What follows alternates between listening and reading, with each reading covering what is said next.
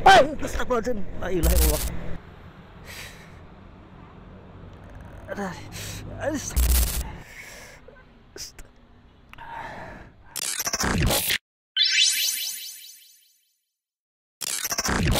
Halo, assalamualaikum warahmatullahi wabarakatuh. Apa kabar Indonesia? Apa kabar para pemirsa dimanapun berada? Selamat pagi semuanya.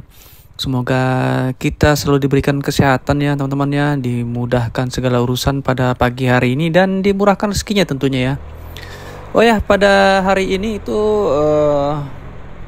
saya ingin menceritakan ya, ini sebenarnya kejadian ini sudah beberapa hari yang lalu ya, dan ini video baru sempat saya edit karena masih agak trauma. Dibilang trauma sih enggak ya, cuman melihat kejadian ini agak ngeri gitu ya teman-teman ya, karena ini beberapa kali accident yang pernah saya alami, dan inilah yang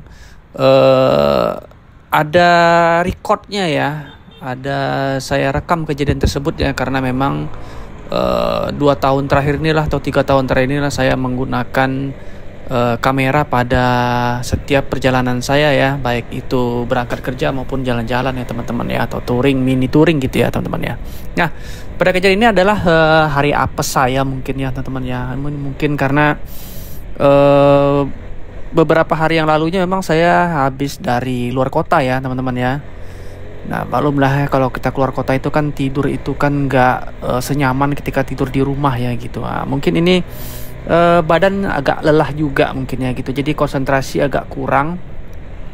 Nah, di sini saya tidak menyalahkan siapa-siapa ya teman-teman ya. Tidak menyalahkan orang yang menabrak saya, dan tidak menyalahkan juga mungkin salah juga dari diri saya sendiri gitu ya. Dan saya tidak menyalahkan siapa-siapa di sini. Cuman di sini hanya sebagai pembelajaran ya bagi teman-teman yang melihat video ini.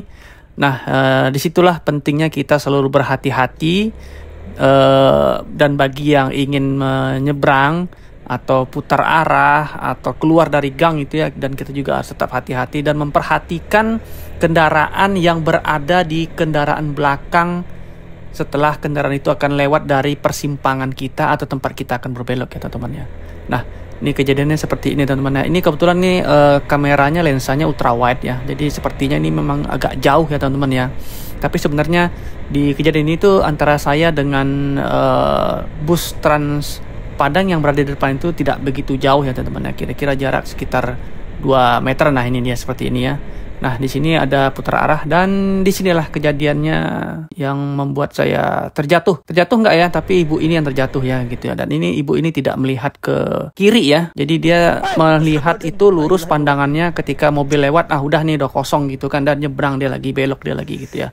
Nah, disinilah terjadi. Ini dia nabrak samping kanan dari kendaraan saya ya. Dan ini sendal. Kebetulan saya pakai sendal ini teman-teman ya. Seharusnya ketika saya tidak pakai sendal nih, kejadian ini mungkin nggak terjadi ya, mungkin hanya keselio aja mungkin saya gitu ya. Jadi kejadian di sini karena saya pakai sendal. Kenapa saya pakai sendal itu karena di hari sebelumnya ya, sebelum saya dinas luar itu hari hujan lebat ya, jadi sepatu saya tinggal, jadi saya pakai sendal. Dan ketika hari Selasa saya akan masuk lagi ya, itu saya menggunakan sendal gitu. Nah, jadi di sini karena saya pakai sendal, ditabrak sendal saya lepas, kuku saya lepas itu tuh. Itu kuku tinggal sedikit lagi yang nempel di dagingnya itu teman-teman ya. Nah, itu sendal dua-duanya lepas, itu kaki ketabrak ya sebelah kanan, dan yang sebelah kiri ini kakinya itu kena aspal, tetapi untungnya ada sendal. Jadi kuku sebelah kiri, jari-jari sebelah kiri aman ya gitu ya, tapi itu hanya memar karena sendal putus ya, karena tergerus dengan jalan gitu ya. Sendal putus, sendal tinggal itu semua di sana itu. Nah, ini saya masih bisa berdiri nih teman-teman nih. Ini masih bisa berdiri. Tidak merasakan sakit sama sekali ya, biasanya seperti itu ya, karena shock bagian luka ini gitu ya. Nah, itu setelah beberapa menit itu baru saya tidak bisa, setelah saya duduk ya, ini saya masih bisa jalan-jalan, saya lihat ibu itu dia terjatuh ya. Dia terjatuh, dan ternyata dia bisa tegak lagi, dan dia aman. Yang di saya juga sebenarnya aman ya, cuman darah itu sudah menetes semua di jalan ini teman-teman nih. Nah, setelah saya duduk ya di bangku kuning ini, itu saya tidak bisa berdiri lagi. Karena semua yang sakit itu sudah mulai menjalar ya. Dan ketika dipijakkan kaki itu ke lantai itu nggak bisa lagi ya teman-teman ya. Itu kuku saya lepas itu. Wih, Sakitnya minta ampun. Setelah ini sakitnya, setelah saya duduk dan saya tidak bisa bangun lagi, tidak bisa berdiri lagi, itu baru sakitnya luar biasa, teman-teman. Jempol yang sebelah sini juga sakit nih tapaknya. Mantap sakitnya. Nah, ini sedang menunggu istri untuk menjemput ya, teman-teman ya. Karena saya sudah tidak bisa berdiri lagi dan saya harus dibawa ke rumah sakit ya, ke puskesmas ya.